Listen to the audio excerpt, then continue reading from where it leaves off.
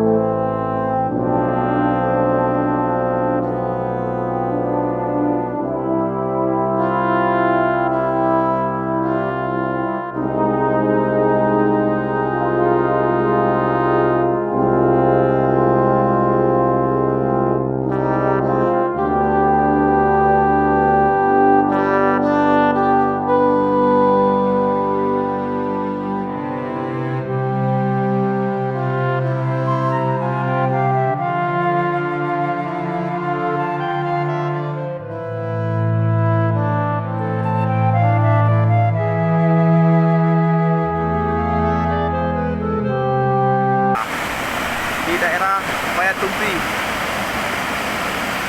Di rumah Pak Kecik ni Bang.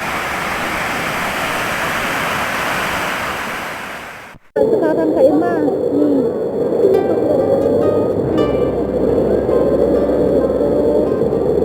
Itu Kak, ini Kak rumah yang bersih tadi Kak. Kalau kita berdiri di atasnya udah bergerak. Tinggal road di bawahnya. Subhanallah.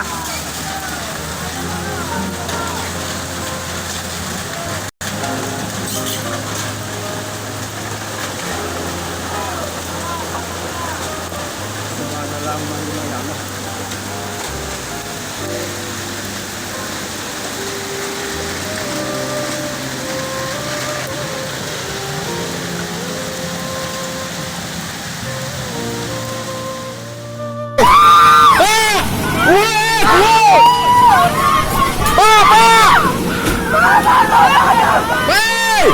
Ya, ini busuk. Tangko.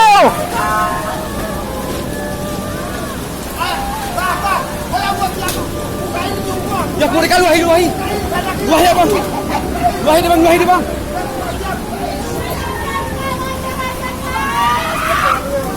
Oh ya, hei! Ya Allah, kuno ya. Hah?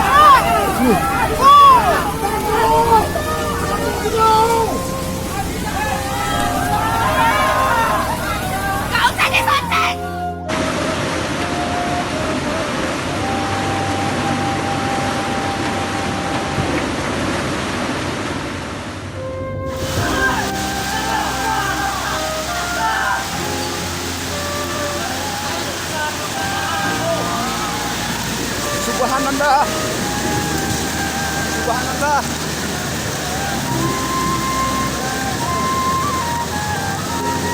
Ya, mobil.